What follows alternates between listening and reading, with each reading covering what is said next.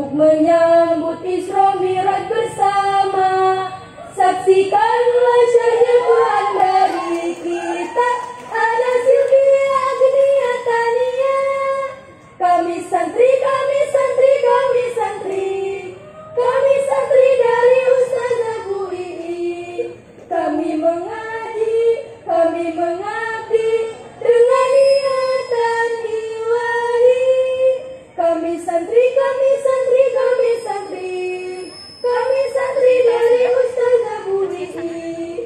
Terus berkarya untuk negari demi kesuksesan nanti.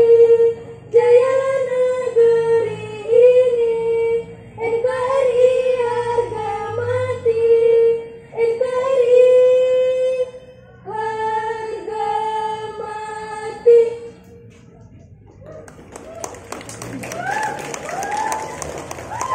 Bismillahi masya Allah, la yasrifu su'a illallah.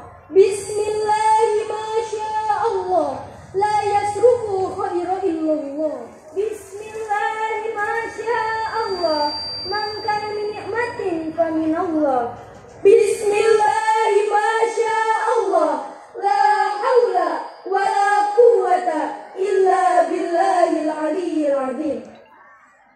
Assalamu alayka, assalamu alayki, assalamu alaykum, assalamu alaykum warahmatullahi wabarakatuh. Alhamdulillah, alhamdulillahilladzi ja'alal qalama lil kitabah wal kitabatu lil qiraah wal qiraatu lil ma'rifah wal ma'rifatu lil ibadah wal ibadatu lillahi ta'ala. Salli ala nabi witabassam, ya nabi tabassam witabassam, ya nabi tabassam. Allahumma salli alaihi wa ala alihi wa sahbihi tasliman katsira. Amma ba'd. Hadratul mukarram wal muhtaramun, para alim ulama, para asatidz wal asatidah, wabil khusus yang kami hormati Bapak Kiai Ujang Sufyan selaku pimpinan Pondok Pesantren Salafiyah Al Hidayah. Aqallahu umran mubarakah wasihatan mudawamah. Yang kami hormati Bapak Kepala Desa Cicadas beserta jajarannya. Yang kami hormati Ketua Muslimat Kecamatan Binong. Yang kami hormati Ketua MUI Desa Cicadas Kecamatan Binong dan MWC NU Kecamatan Binong. Dan yang kami banggakan Ansor, Fatayat, dan Sar Ibnu dan IPPNU serta jamaah tamu undangan dari yang dekat sampai dengan yang jauh yang telah hadir pada tempat yang penuh berkah ini. Puji syukur marilah kita serahkan kepada kehakibaan ilahi Rabbi yang mana telah menciptakan 7 lapis langit tanpa tiang, 7 lapis bumi tanpa landasan, dan Allah telah menciptakan pohon kelapa, dipetik buahnya, dibelah kelapanya, dimakan isinya, maknya rasanya. Dan Allah telah menciptakan lautan luas tiada berlebih, di dalamnya terdapat ikan hias dan ikan cumi-cumi yang diekspor ke luar negeri, yang dicetak menjadi terasi. Wah, lezat sekali. Dan tak lupa sholawat bertangkaikan salam, bernadakan salam, marilah kita serahkan kepada pemuda padang pasir yang tak pernah gugur melawan jaga tingkir nenek sihir nenek lampir, apalagi orang kafir yang tak berdaya. Siapakah beliau hadirin? Beliau adalah raja di atas rajanya manusia, the king about the king of Hamas, ringlai disang duangze, yakni sang revolusioner akbar Nabiullah Muhammad Sallallahu Alaihi Wasallam. Ya Rabbi, sampaikanlah rasa cinta dan rindu kepada Rasulullah. Hamba ingin bertemu, wahai pujaan hatiku, mohon syafaatmu hanya pada 7. Ya Rasulullah, salamun alaik, ya Rafi'an syani wa daraji.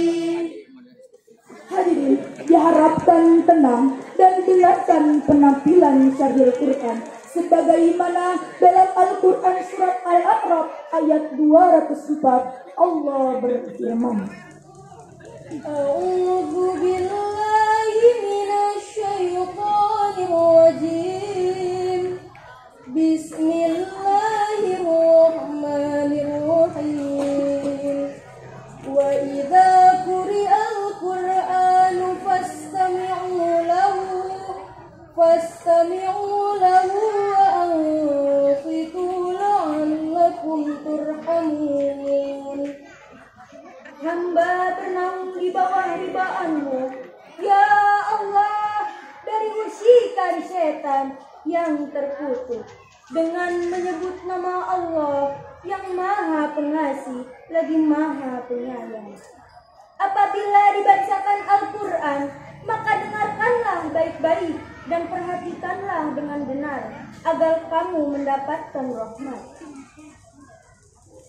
Suasana di kota santri asyik senangkan hati. Suasana di kota santri asyik senangkan hati. Tiap pagi dan sore hari muda-mudi berbusana rapi menyandang kitab suci.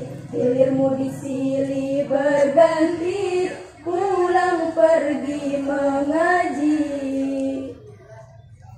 Siapa yang tidak mengenal pesantren atau yang sering sekali disebut-sebut dengan penjara suci, salah satu lembaga pendidikan tertua di Indonesia ini, tak dapat dipungkiri lagi menawarkan jalan kehidupan yang bernilai tinggi yang dibumbui oleh episode kehidupan yang bernuansa Islami.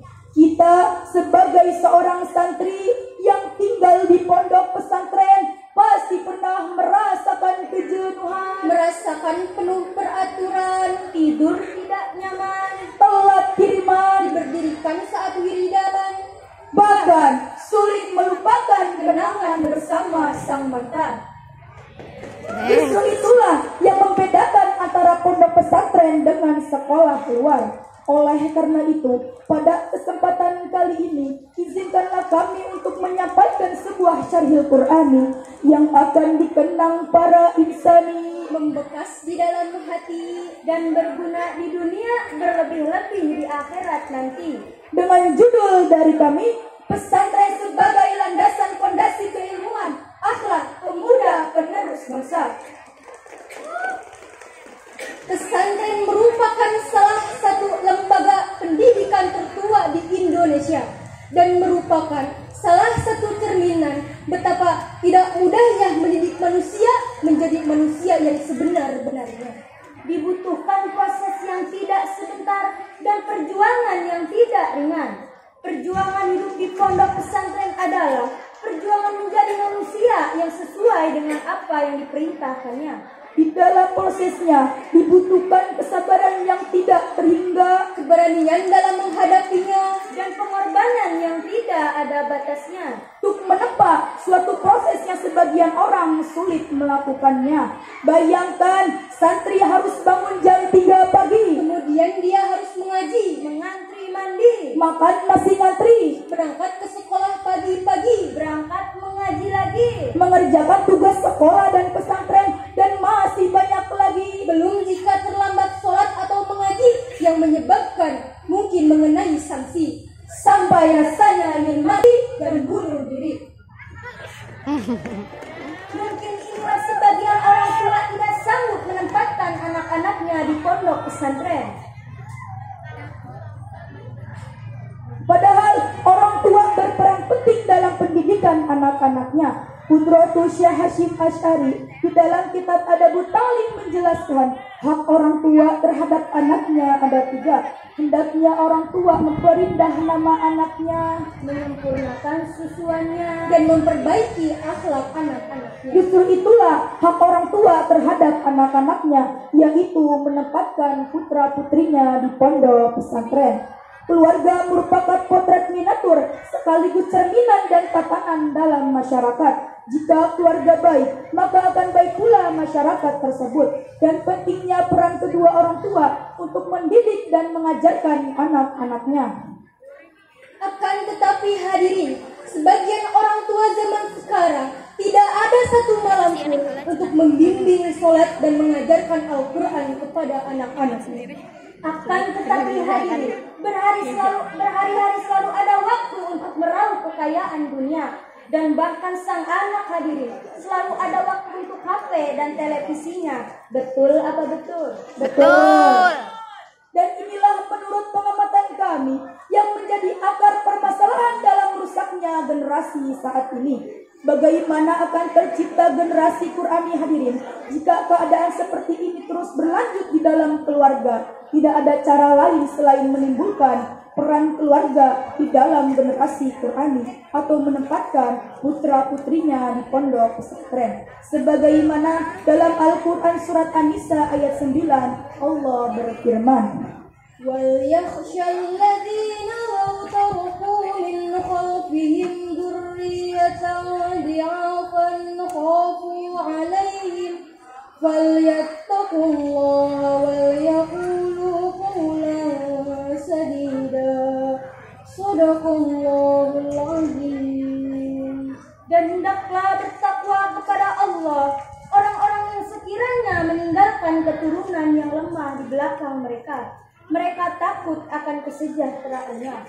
Oleh karena itu, marilah bertakwa kepada Allah dan hendaklah berbicara dengan tutur kata yang benar.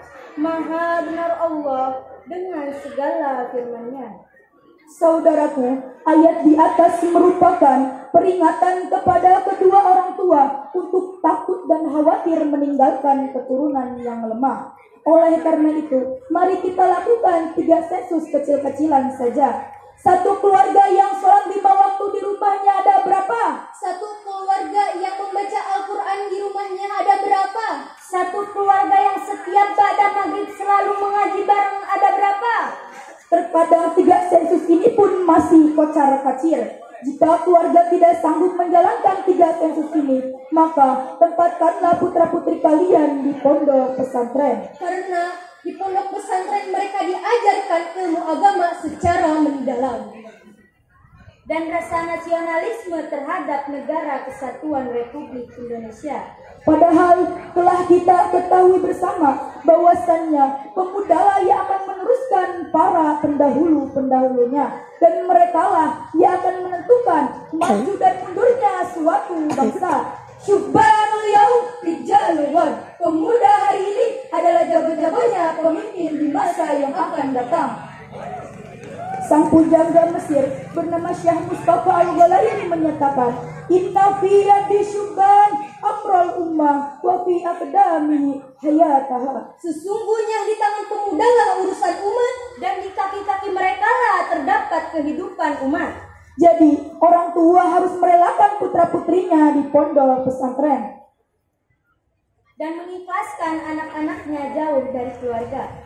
Karena di pondok pesantren mereka tidak hanya dididik dengan pendidikan, tetapi mereka juga menjadi manusia yang berinovasi, berkreasi, serta mandiri di dalam kehidupan sehari-hari.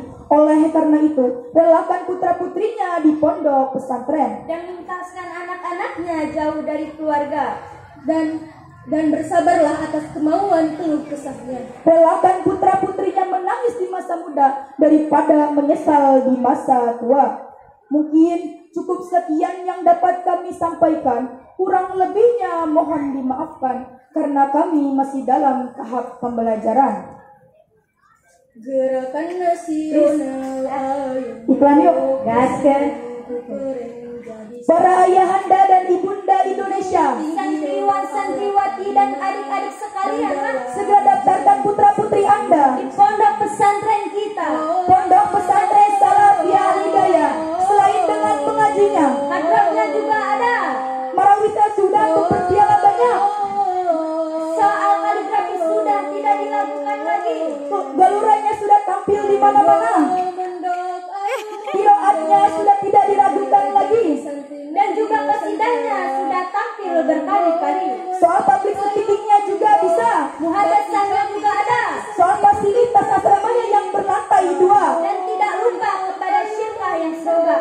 Jangan ragukan, jangan khawatir. Nusantara. Ayo, segera tempatkanlah putra-putri Anda di pondok pesantren kami, Pondok Pesantren Salafiyah Al-Hidayah.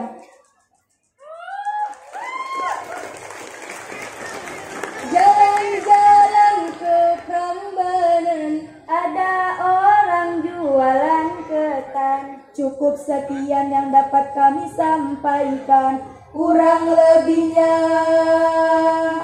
mohon maafkan.